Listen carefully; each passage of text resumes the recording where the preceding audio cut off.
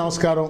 ఇక మరొక అంశం ఏదైతే విజయవాడ, ఇది కూడా విజయవాడ సెంట్రిక్గా జరిగినందువల్ల దీనికి కూడా కారణం నేనే అయి ఉండొచ్చు.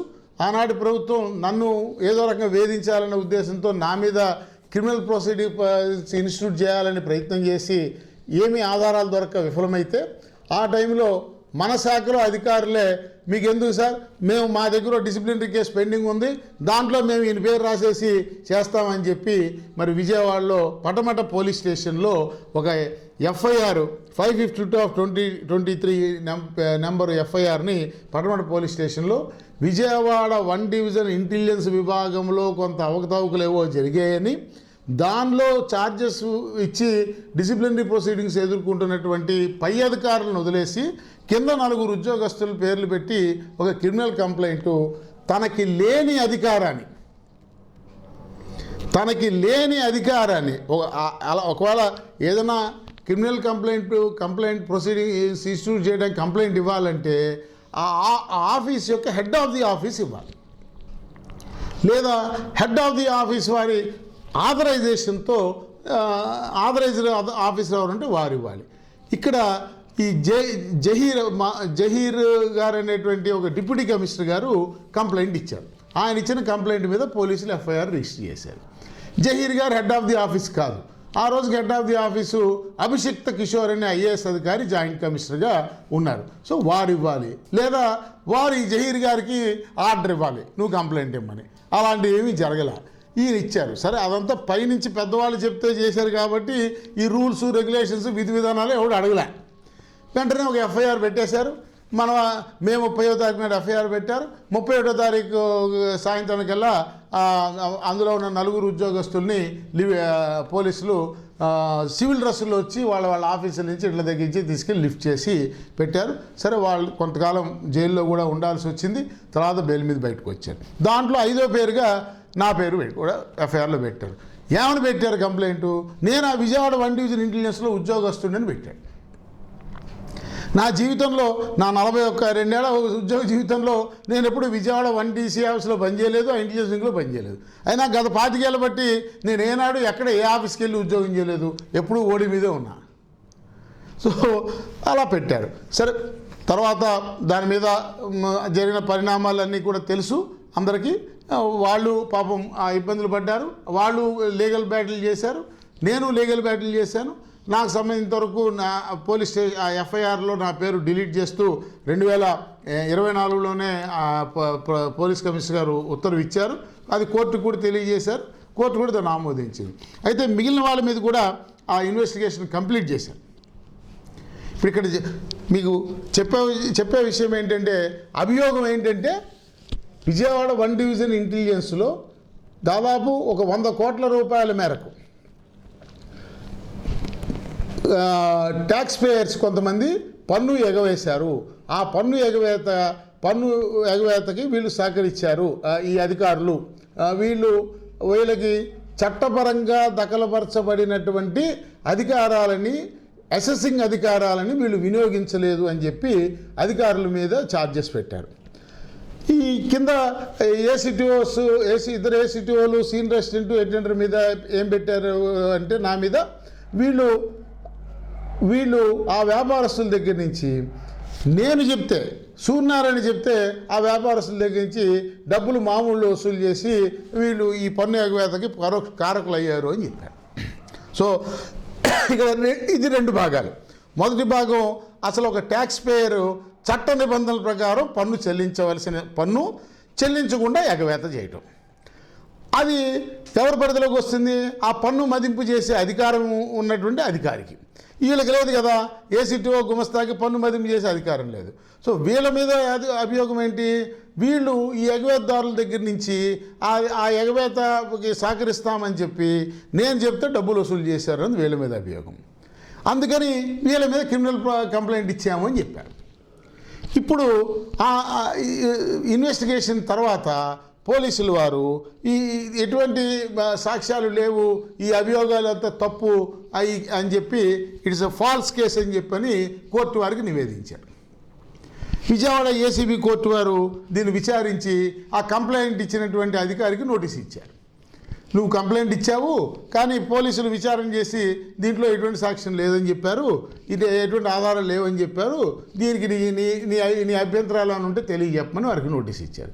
పైగా ఏ వ్యాపారస్తులైతే కంప్లైంట్ ఇచ్చారు, డబ్బులు వసూలు చేశారు వీళ్ళందరూ సూర్యనారాయణ చెప్తే అని చెప్పారో, అసలు ఆ వ్యాపారస్తులకి పోలీసులు సమన్ చేస్తే అసలు మాకు వీళ్ళెవరో తెలియదు, మేము ఎప్పుడూ ఎవరికి కంప్లైంట్ ఇవ్వలేదని చెప్పి వాళ్ళు ఇవంతా ఆ రోజు ఏవో కొన్ని పేరుతో ఫ్యాబ్రికేట్ చేసిన రికార్డే తప్ప వాస్తవం కాదని చెప్పి అది అందులో నిర్ధారణకు జరిగింది. అందువల్ల ఆ కంప్లైంట్ ఇచ్చిన ఆయన కూడా నాకు ఎటువంటి అభ్యంతరం లేదు, ఈ పోలీసు విచారణకి ఈ కేసు ముగించడానికి నాకు ఎటువంటి అభ్యంతరం లేదని చెప్పని ఆయన స్వయాన కోర్టుకి తెలియపరిచారు. లిఖితపూర్వకంగా కోర్టు ముందు హాజరై సరే పోలీసు వారు చేసినటువంటి సుదీర్ఘమైన ఇన్వెస్టిగేషను, వాళ్ళు సమర్పించినటువంటి అనేక ఆధారాలు, వాళ్ళ ఇన్వెస్టిగేషన్ రిపోర్టు, ఫిర్యాదుదారుడి యొక్క నో అబ్జెక్షను అన్నింటినీ పరిగణలో తీసుకున్న తర్వాత మొన్న ఇటీవల 15th day of April 2026 April 15వ తారీఖు నాడు special judge for SP and ACB cases come 3rd additional district and session judge at Vijayawada special judge గారు ఈ కేసుని క్లోజ్ చేస్తూ, ఇది ఫాల్స్ కేసు కింద ఈ ఎఫ్ఐఆర్ని క్లోజ్ చేస్తూ జడ్జిమెంట్ ఇవ్వడం జరిగింది.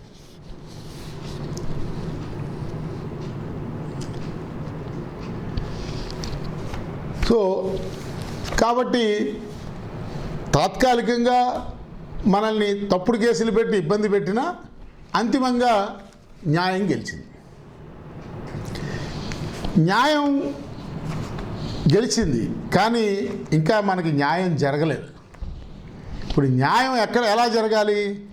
ఈ తప్పుడు కేసు వల్ల సరే ఆ కుటుంబాలు, ఆ వ్యక్తులు పడ్డ మానసిక క్షోభ, సమాజంలో వాళ్ళ గౌరవానికి కలిగిన భంగం, కలిగిన అగౌరవం, వాళ్ళు పడ్డ మానసిక క్షోభ అదంతా ఒక ఎత్తు అయితే, ఉద్యోగ జీవితంలో సర్వీస్ పరంగా వాళ్ళకి జరిగిన నష్టం మరొక ఎత్తు.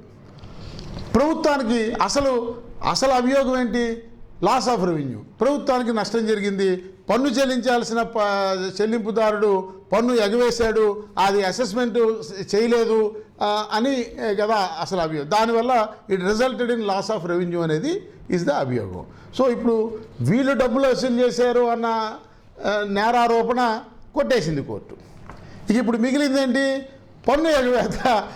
అసెస్మెంట్ చేయకుండా వదిలేసిన పన్ను ఎగవేత. అసెస్మెంట్ చేయాల్సిన అధికారులు ఎవరు? ఆ అధికారులు.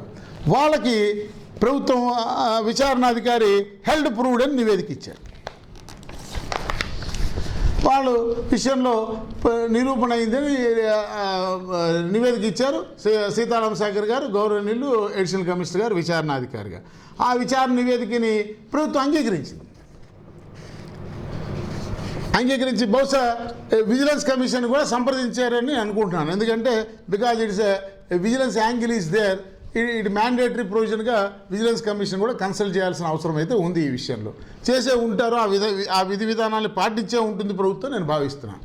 So in due consultation with vigilance commission individual కూడా నోటీస్ ఇచ్చిన తర్వాత ప్రభుత్వం వారు వీళ్ళకి శిక్షణ ఖరారు చేస్తూ ఇందులో 2 అధికారులకి నిర్మల్ జ్యోతి గారు, మధుబాబు గారిని 2 అధికారులకి stoppage of 2 increments with cumulative effect అని, మరొక అధికారి గారు మేడం గారు రిటైర్ అయిపోయినారు కాబట్టి వారికి శారదా కుమారి గారు వారికి ప్రొవిజనల్ పెన్షన్ మాత్రం శాంక్షన్ చేసి నెక్స్ట్ పెన్షన్లో ఎంత కట్ విధించాలన్న దాని మీద ఏదో ప్రతిపాదన నోటీసు జారీ చేశారు. సో ఇక్కడ విషయం ఏంటంటే ఈ మధుబాబు గారు వారికి దఖలుపరచబడిన అసెస్ చేసేటువంటి అధికారాన్ని సక్రమంగా వినియోగించకపోవటం వల్ల 42 కోట్ల రూపాయలు రాష్ట్ర ఖజానాకి నష్టం జరిగిందనేది వారి మీద నేను మోపుతున్న అభియోగం కాదు, ప్రభుత్వం వారు మోపిన అభియోగం. అది నిజము అని నిర్ధారించి నిరూపణ అయిందని చెప్పి విచారణ నివేదిక శేఖర్ గారు ఇచ్చిన నివేదిక, దాన్ని ఆమోదించి ప్రభుత్వం వారికి ఇచ్చిన పనిష్మెంట్. సో ఇక్కడ మనకి చట్టం ఏం చెప్తోందంటే ఈ ఆంధ్రప్రదేశ్ ఫైనాన్షియల్ కోడ్ అనేటువంటి చట్టం ఏం చెప్తోందంటే ప్రభుత్వానికి ఎక్కడైనా ఆర్థికంగా నష్టం జరిగినప్పుడు ఆ నష్టము చేసిన అధికారి మీద చర్య తీసుకోవడంతో పాటు డిసిప్లినరీ యాక్షన్ తీసుకోవడంతో పాటు ఆ నష్టాన్ని ఎలా రికవర్ చేయాలి అనేది కూడా సమానంగా ఈ ఫైనాన్షియల్ కోడ్ 300 అండ్ చాప్టర్లో 293 నుంచి 303 వరకు ఉన్నటువంటి వివిధ అధ్యాయాల్లో ఏ రకమైన నష్టం జరిగితే ఎలా రికవర్ చేయాలనేది స్పష్టమైనటువంటి గైడ్లైన్స్తో దీంట్లో పొందుపరిచారు. సో దీని ప్రకారం మరి మీకు ఒక విషయం చెప్తాను. ఇటీవల గౌరవ పంచాయతీరాజ్ శాఖలో ఒక ఎంపీడీఓ గారు అతని దీనివల్ల నష్టం జరిగింది అని చెప్పి, ఆదాయానికి నష్టం జరిగిందని చెప్పి ప్రభుత్వం వారు ఆ పంచాయతీరాజ్ కమిషనర్ గారు ఛార్జెస్ పెట్టారు, డిసిప్లినరీ యాక్షన్ ఇనిషియేట్ చేశారు. దాంట్లో మరి వాళ్ళకి పనిష్మెంట్ కూడా ఇష్యూ చేశారు. ఆ పనిష్మెంట్ ఇష్యూ చేసే దాంట్లో చాలా స్పష్టంగా 3,74,000 చిల్లర రూపాయలు నష్టం జరిగిందనేది అభియోగం. ఆ 3,70,000 అందుకు గాను 3,74,000 రూపాయల నష్టం గాను నిరూపణ అయినందుకు గాను 3 ఇంక్రిమెంట్లు విత్ క్యుములేటివ్ ఎఫెక్ట్తో ఆ ఎంపీడీఓ గారికి శిక్ష విధిస్తూ ఇప్పుడు నేను చెప్పినటువంటి ఫైనాన్షియల్ కోడ్లో నిబంధనల ప్రకారం వారు ఆర్డర్ పాస్ చేశారు. ఎవరు? సాక్షాత్తు ఉప ముఖ్యమంత్రి గారు గౌరవనీయులు పవన్ కళ్యాణ్ గారి మంత్రిత్వ శాఖలో వారు ప్రత్యేకంగా కేరళ రాష్ట్ర కేడర్ నుంచి డిప్యూటేషన్ మీద తీసుకుని పంచాయతీరాజ్ కమిషనర్గా పెట్టుకున్నటువంటి కృష్ణతేజ ఐఏఎస్ అధికారి గారు వీళ్ళు 3 లక్షల రూపాయల పనిష్మెంట్ గాను ఆయన చాలా స్పష్టంగా 3,75,832 రూపాయలు నష్టం జరిగినందుకు గాను వారికి stoppage of 3 annual grade increments with cumulative effect besides recovery of total amount of 3,75,832 against M Brahmaiah then MPDO Sullurpeta అని ఇచ్చారు. అంటే తప్పు చేసినందుకు, నష్టం కలిగేలా వ్యవహరించినందుకు 3 ఇంక్రిమెంట్ల శిక్ష, నష్టాన్ని రికవర్ చేయాలి కదా ప్రభుత్వానికి. ఇప్పుడు దొంగతనం జరిగింది, దొంగను పట్టుకోవడంతో పాటు దొంగిలించబడిన సొత్తు మళ్ళీ వెనక్కి రావాలి కదా. సో చేసిన పనికి శిక్ష స్టాపేజ్ ఆఫ్ 3 ఇంక్రిమెంట్లు అయితే మరి ఆ నష్టాన్ని రికవరీ చేయాలి కాబట్టి రికవరీకి కూడా ఇచ్చారు. ఫైనాన్షియల్ కోడ్ ఏం చెప్తోందంటే అలా నష్టాన్ని రికవరీ చేయడం అనేది శిక్ష కింద పరిగణించరాదు. శిక్ష నీకు స్టాపేజ్ ఆఫ్ ఇంక్రిమెంటే. నీ వల్ల జరిగిన నష్టాన్ని రికవరీ చేయడం అనేది అది అదనపు శిక్ష కాదు, అది చేయాల్సినటువంటి విధి అని చెప్పి చాలా స్పష్టంగా ఫైనాన్షియల్ కోడ్ నిర్దేశించింది. అవసరం. ఎందుకంటే ఇంత పెద్ద ఒకవేళ మొత్తం వాళ్ళ శాలరీ నుంచో ఇంకో దగ్గర నుంచో ఇతరత్ర రికవరబుల్ అంటే కొన్ని నాన్ రికవరబుల్ ఉంటాయి. రికవరబుల్ రెవెన్యూస్ నుంచి వాళ్ళ సోర్స్ ఆఫ్ ఇన్కమ్ నుంచి కనుక రికవర్ చేయడానికి అవకాశం లేకపోతే వాళ్ళ థిక్ అండ్ థిన్ యొక్క లీగల్ హెయిర్స్ యొక్క ఆస్తుల మీద సివిల్ సూట్ వేసి అటాచ్మెంట్ చేసి వాటిని ఆక్షన్ చేయడం ద్వారా రికవర్ చేయమని కూడా ఫైనాన్షియల్ కోడ్ చెప్తుంది. సో ఇప్పుడు మధుబాబు గారు వల్ల 42 కోట్ల రూపాయలు నష్టం జరిగిందని అభియోగం మోపారు, ధృవీకరించారు. 2 ఇంక్రిమెంట్లు 3 లక్షలకు 3 ఇంక్రిమెంట్లు పెడితే 42 కోట్లకి 2 ఇంక్రిమెంట్లు కట్ చేశారు. సరే, ప్రభుత్వం కొంత లీనియంట్గా వ్యవహరించింది, సంతోషం. మన అధికారి గారికి ఒకరికి శిక్ష తక్కువ శిక్షతో పోయింది అని మనం కూడా సంతోషించాం. కానీ ఇప్పుడు ప్రభుత్వానికి వాటిలో 42 కోట్ల నష్టం రికవర్ చేయాలి కదా ఈ ఫైనాన్షియల్ కోడ్ ప్రకారం. అట్లాగే నిర్మల జ్యోతి గారు 39 కోట్ల రూపాయల నష్టం జరిగింది అని వారి మీద అభియోగం మోపారు, దాన్ని నిర్ధారించారు, వారికి శిక్ష విధించారు. అలాగే శారద కుమారి గారికి కూడా 39 కోట్ల రూపాయల నష్టం జరిగిందని అభియోగం మోపారు, నిర్ధారించారు. సో ఇప్పుడు ఈ మొత్తంగా 42 + 39 + 39 ఈ సొమ్ముని ఆ ముగ్గురు దగ్గర నుంచి లేదా ఇంకా మిగతా ఏ రకంగా రికవర్ చేస్తారో ఈ ఫైనాన్షియల్ కోడ్ని అమలు చేయాల్సిన బాధ్యత ప్రభుత్వం మీద ఉంది కదా. దీన్ని తప్పించుకోవడానికి వీల్లేదు కదా. ఇది ప్రభుత్వానికి రాసిన లెజిటిమేట్ కదా, లెజిటిమేట్ ట్యాక్స్ అని మీరే చెప్పారు. ఇక్కడ ఇంకొక కోణం ఉంది. సరే, వీళ్ళు యాజ్ అసెసింగ్ అథారిటీస్గా ఆ రోజు ఆ ట్యాక్స్ అసెస్ చేయలేదు. That is missed from the assessment, escaped from the assessment అనేది అనుకుందాం. ఓకే, మరి ఇట్లా ఎస్కేప్ అయినప్పుడు కొంత ట్యాక్సిబుల్ టర్న్ ఓవరు ఎస్కేప్ అయినప్పుడు ఏం చేయాలి? చట్ట ప్రకారం మనకి ఉన్నటువంటి జిఎస్టీ చట్టం ప్రకారం ఏం చేయాలి? దాన్ని ఆ ఎస్కేప్ అయిన టర్న్ ఓవర్ని తిరిగి ట్యాక్సిబుల్ పరిధిలోకి తీసుకురావడానికి మార్గాలు ఉన్నాయి కదా. ఆ మార్గం ఎవరి దగ్గర ఉంది? రివిజనల్ అథారిటీ దగ్గర ఉంది. They can revise. మనకున్న చట్టం ప్రకారం ఎవరు రివిజనల్ అథారిటీస్?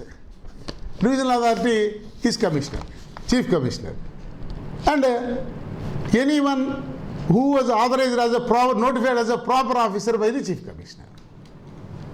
సో దాని ప్రకారం ఈ రివిజనల్ బాధ్యత, ఈ పన్ను ఎస్కేప్ అయిపోయిన పన్నుని లెవీ చేసి తిరిగి ప్రభుత్వ ఖజానాకి చేర్చే అవకాశం, అధికారం ఎవరి దగ్గర ఉన్నది? చీఫ్ కమిషనర్ గారికి. వారి చేత ఆథరైజ్ చేయబడినటువంటి కమిషనరు అనేటువంటి హోదా అని ఎడిషనల్ కమిషనర్గా ఉండి యాక్ట్ పర్పస్ కోసం కమిషనర్గా పిలువబడే ఆయనకి, అలాగే సంబంధిత joint commissioner. So these three are revisional authorities. మరి ఈ విషయం పన్ను ఎస్కేప్ అయింది ఇంత మొత్తం అని 2022 నుంచి తెలుసు కదా. 2022లో కదా ఈ అభియోగాలు మాత్రం మొదలైనవి. ఈ ప్రాథమిక విచారణలోనే డివి రావు గారు వ్యాపారస్తుల పేర్లతో సహా ఎవరెవరు ఎంతెంత పన్ను ఎగవేశారని స్పష్టంగా ఇచ్చారు కదా. దాని ఆధారంగానే కదా మీరు ఛార్జెస్ ఫ్రేమ్ చేశారు. సో అవే కదా నిర్ధారణ అయినవి.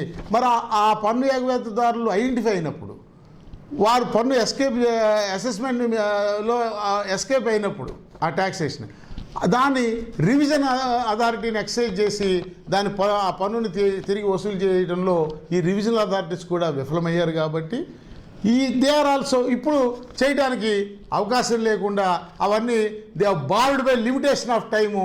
3 సంవత్సరాల కాల పరిమితి ముగిసిపోయి లిమిటేషన్ అయిపోయింది. కాబట్టి శాశ్వతంగా పర్మనెంట్గా పబ్లిక్ ఎక్స్చెక్కర్కి, కన్సాలిడేటెడ్ ఫండ్కి, ప్రజాధనానికి 100 కోట్ల రూపాయల నష్టము జరగడానికి ఈ అసెస్మెంటు, ఈ రివిజనల్ అథారిటీస్ కూడా కారకమయ్యారు. కాబట్టి ఆ రివిజనల్ అథారిటీస్ అందరి మీద కూడా disciplinary action, criminal proceedings institute చేయాల్సినటువంటి అవసరం ఉన్నది. నా డిమాండ్ కాదు, అకార్డింగ్ టు లా. అలాగే ఈ సొమ్ముని రికవరీ వాళ్ళ ఫైనాన్షియల్ కోడ్లో నిర్దేశించిన ప్రకారం రికవరీ చేసి ధనాన్ని కాపాడాల్సిన, ప్రభుత్వ ఆదాయాన్ని కాపాడాల్సిన బాధ్యత ప్రభుత్వం యంత్రాంగ వ్యవస్థ మీద ఉన్నది. ఈ విషయాల్ని చెబుతూ తక్షణం ఎవరైతే ఈ రివిజనల్ అథారిటీస్ ఉన్నారో వాళ్ళ మీద కూడా